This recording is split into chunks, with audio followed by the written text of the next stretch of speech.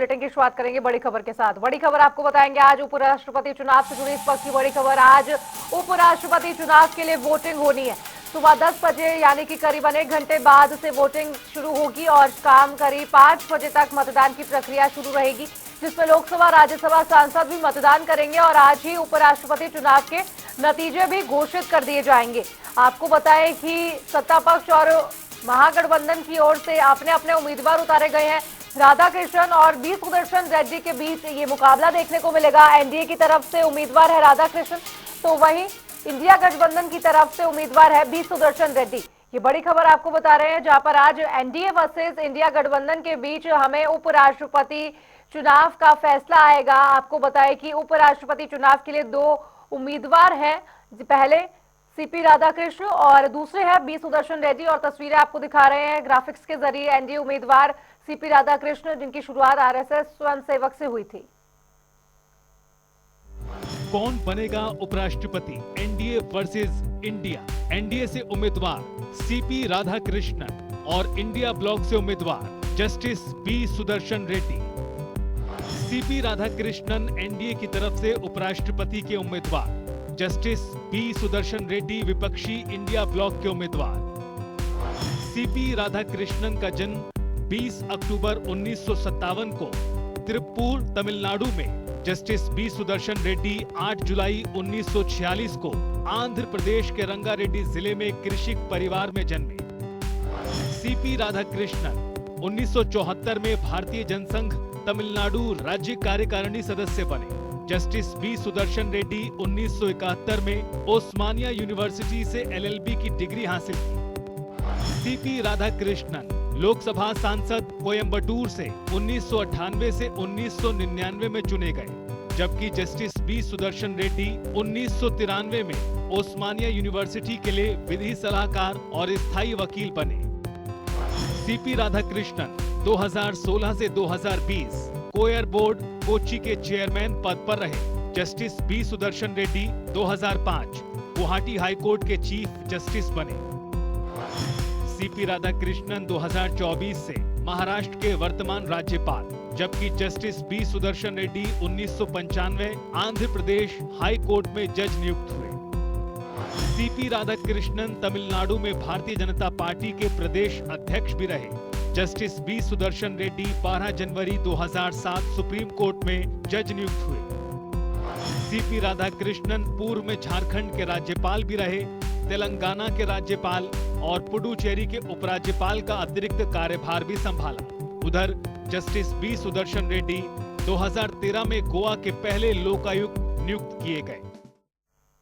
आपको बताएं कि आज कौन बनेगा उपराष्ट्रपति, इसको लेकर लगातार सवाल उठ रहे हैं। और ज्यादा जानकारी के साथ दिल्ली से हमारे संवाददाता स्पर्श हमारे साथ जुड़ गए हैं। स्पर्श, आज भारत के 17वें उपराष्ट्रपति चुनाव के लिए संसद भवन में वोटिंग होगी, काफी महत्वपूर्ण।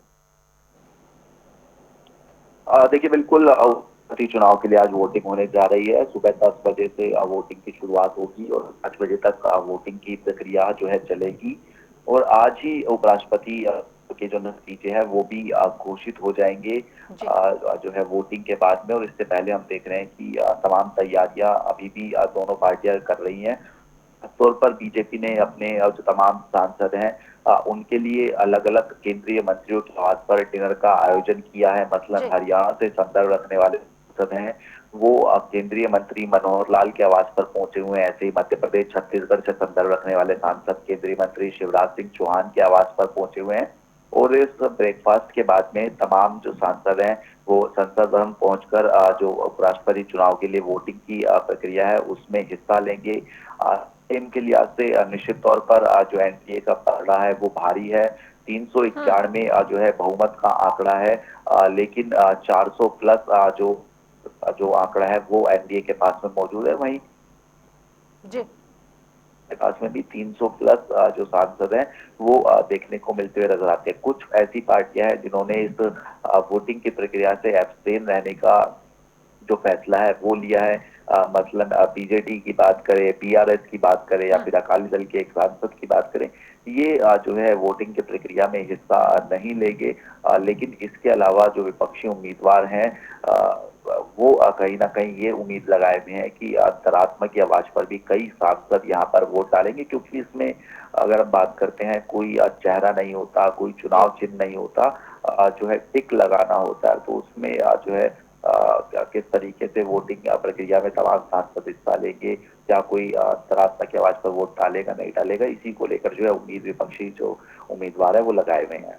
जी स्पर्श, अगर बात करें विपक्षी दल के उम्मीदवार बी सुदर्शन रेड्डी की, तो जिस तरीके से विपक्षियों का ये बयान सामने आया कि अगर लोकतंत्र को बचाना है तो इन्हीं को लाना चाहिए, कहीं ना कहीं सबको पता है कि विजयी उम्मीदवार कौन होगा, लेकिन उसके बावजूद इस तरह के बयान कहीं ना कहीं भ्रमित करने वाले।